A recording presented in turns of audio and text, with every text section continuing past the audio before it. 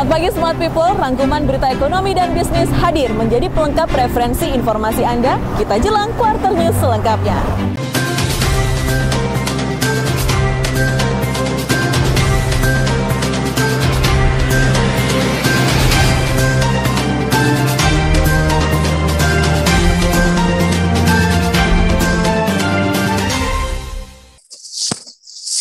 Halo Smart People, Quarter News edisi Senin 9 Agustus 2021 kembali menyapa Anda dengan beragam informasi ekonomi bisnis dunia dan dalam negeri yang telah disiapkan oleh tim redaksi kami.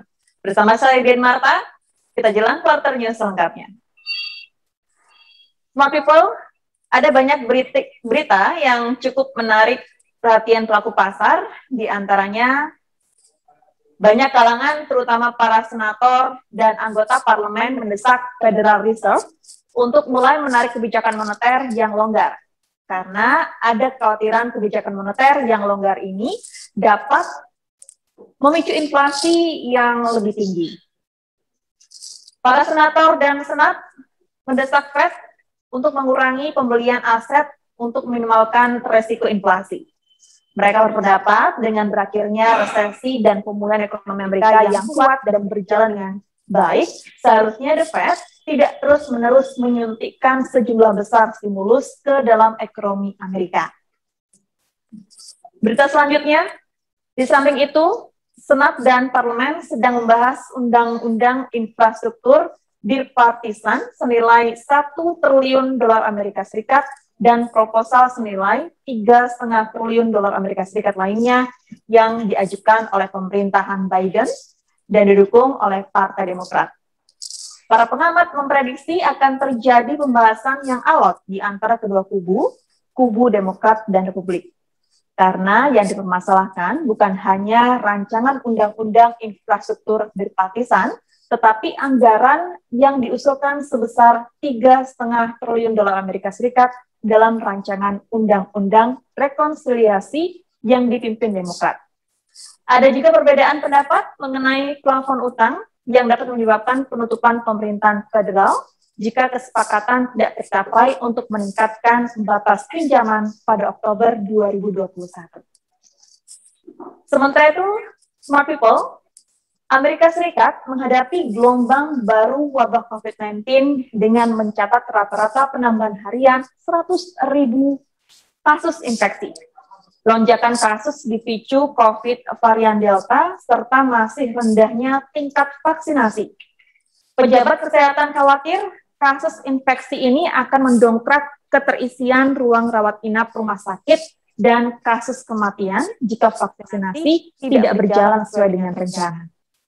Sejauh ini baru 50% warga Amerika Serikat yang mendapatkan vaksin penuh, serta lebih dari 70% orang dewasa disuntik 1 dosis. Beralih ke berita komoditas, ini crude oil WTI melemah sekitar 1% pada sesi perdagangan hari Jumat kemarin dan membukukan kerugian mingguan tertajam dalam beberapa bulan terakhir di tengah kekhawatiran bahwa pembahasan aktivitas untuk mengatasi penyebaran virus COVID-19 akan menggagalkan pemulihan global dalam permintaan energi. Presiden Amerika Serikat Joe Biden mengatakan bahwa kasus COVID-19 di Amerika Serikat telah naik ke level tertinggi selama 6 bulan. Sementara crude oil WTI ditutup ke level 67,84 US dollar per barrel pada close market hari Jumat kemarin. Berita komoditas lainnya, ada emas. Harga spot emas mengalami hari dan mingguan terburuk dalam hampir 2 bulan terakhir yang melemah hingga ke level 1.763,56 dolar Amerika Serikat per troy ounce pada close market akhir pekan kemarin. Pelemahan harga spot emas dikarenakan adanya tekanan dari US dollar yang berhasil rebound di tengah report jobs Amerika Serikat yang kuat dan menimbulkan pertanyaan tentang stimulus yang diberikan oleh Fed ke market dan ekonomi. Kita beralih ke berita forex. Yang pertama ada berita Euro USD, di mana euro masih melanjutkan tren pelemahannya setelah turun cukup tajam di market Jumat kemarin yang mana ditutup di level 1.17600 terhadap greenback US dollar. Pelemahan euro sebesar 0,6% terjadi karena adanya tekanan di awal sesi oleh data pesanan industri di Jerman yang lebih rendah dari perkiraan. Sementara itu untuk GBP USD, ini pound sterling yang bergantung pada perkembangan virus corona dan data ekonomi, sedikit mengalami penurunan ya terhadap US dollar ke level 1.38723 saat penutupan sesi perdagangan hari Jumat kemarin, seiring penguatan terhadap US dollar akibat laporan non-farm payroll yang baik.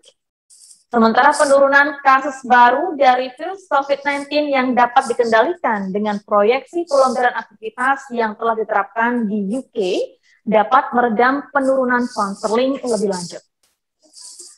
Untuk Australian dollar, ini dolar Aussie sebagai proksi dari risk appetite investor bergerak melemah dan berakhir di level 0.73532 pada close market Jumat kemarin. Melemahnya dolar Aussie juga karena adanya tekanan dari dolar Amerika Serikat yang menguat dan menuju kenaikan mingguan terbesar dalam 7 minggu terakhir akibat dorongan dari jobs report Amerika Serikat yang melemah.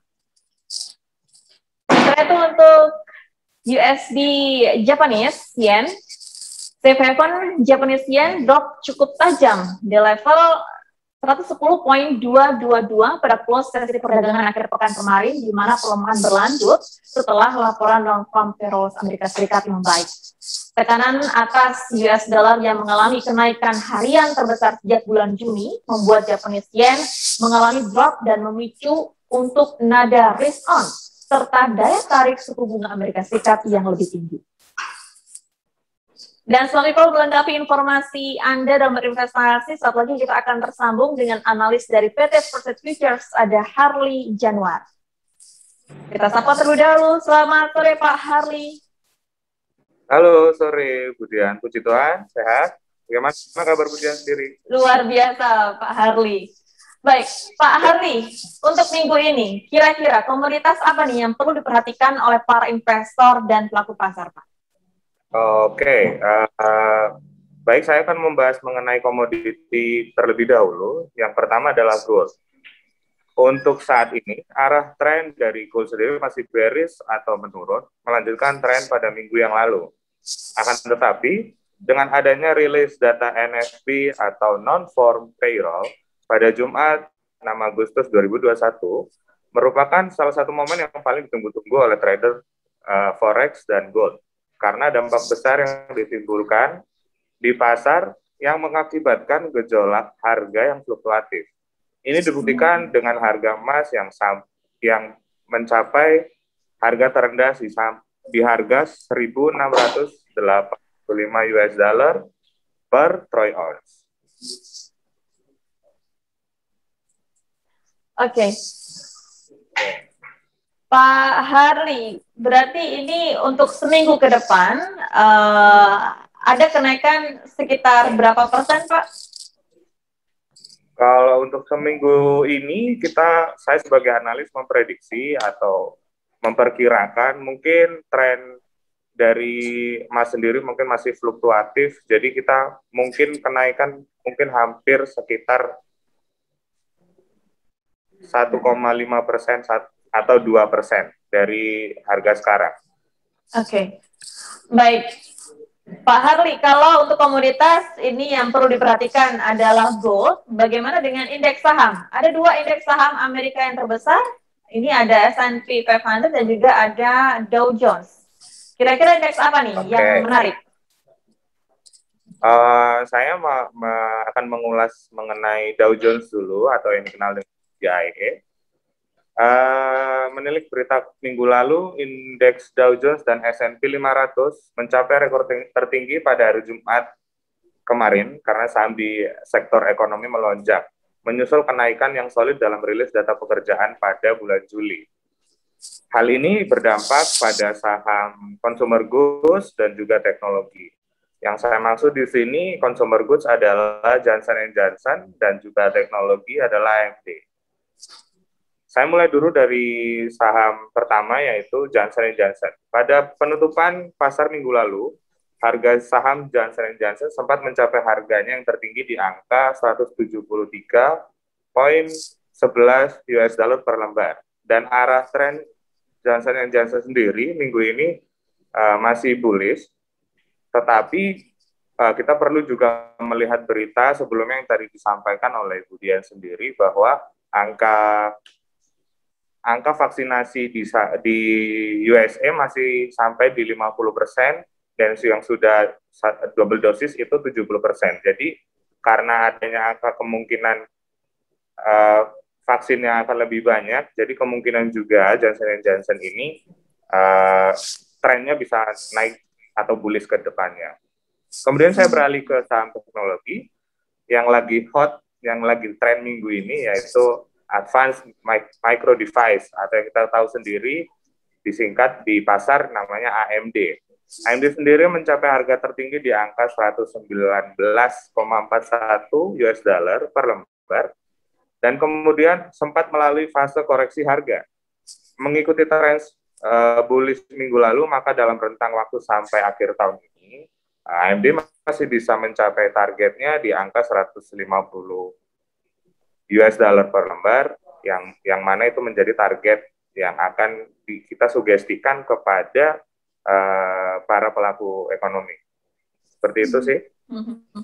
Oke. Berarti ini memang saham-saham yang masih di kisaran harga di bawah 150, begitu ya Pak ya? Betul. Dan layak untuk diperhatikan. Betul.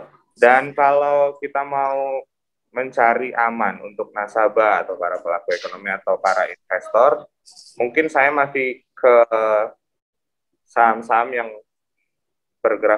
bergerak di bidang teknologi, contoh seperti Microsoft dan juga Apple, yang di sini sekarang trennya masih dia stabil di angka, kalau Apple sendiri di angka 140-an dan 150-an, dan nanti di targetnya yang akan ditargetkan sampai 190. Dan juga Microsoft sendiri yang minggu lalu masih ada koreksi harga dengan tidak ada pertambahan ataupun penurunan yang signifikan. Jadi kita bisa menunggu pada minggu ini AMD ataupun Microsoft kemungkinan trennya bisa masih bullish ke depan. Baik, Pak Harli, terima kasih untuk penjelasannya. Semoga apa yang disampaikan bisa menjadi informasi penting bagi pelaku pasar dan investor ya Pak. Terima kasih untuk waktunya. Selamat sore, sukses terus, dan tetap jaga kesehatan. Demikian tadi analis PT First Futures Harli Januar, dan jika Anda membutuhkan informasi dan ingin berkonsultasi, Anda bisa kunjungi website kami di www.firstfuturesdeskofficial.com.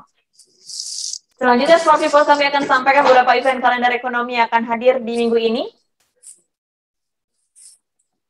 Untuk hari Rabu, 11 Agustus 2021, mata uang US dollar ada CPI dan juga ada core CPI. Kemudian dari Kamis, 12 Agustus 2021, mata uang US dollar ada PPI. Demikian Quarter News edisi kali ini. Jangan lewatkan beragam informasi ekonomi bisnis, dunia, dan dalam negeri lainnya setiap hari Senin, jam 3 sore. Jangan lupa untuk Anda kunjungi channel YouTube First Futures Official, subscribe, like, comment, and share. Akhir kata, saya Dian Marta dan seluruh kru yang bertugas pamit undur diri. Selamat sore dan sukses untuk Anda.